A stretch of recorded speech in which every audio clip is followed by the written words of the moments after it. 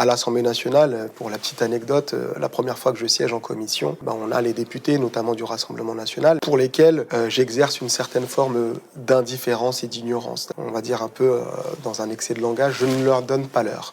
C'est-à-dire que je ne les calcule pas. Ils n'existent pas pour moi, quand bien même ils sont présents, mais il n'y a pas de débat ou d'échange que je peux avoir avec eux parce que je considère que... Vous ne parlez pas avec eux? Ah, je ne parle absolument, je ne leur dis même pas bonjour.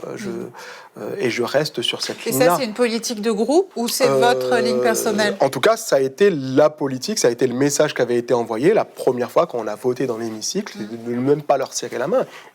C'était vraiment de l'indifférence. Par la suite, oui, il peut y avoir des échanges entre les uns et les autres. En ce qui me concerne, il n'y en a jamais eu, il n'y en aura jamais.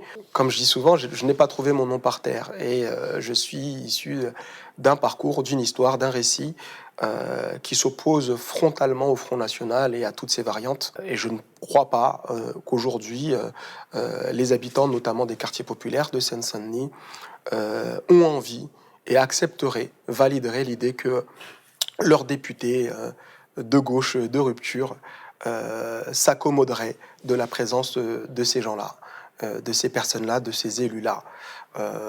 Voilà.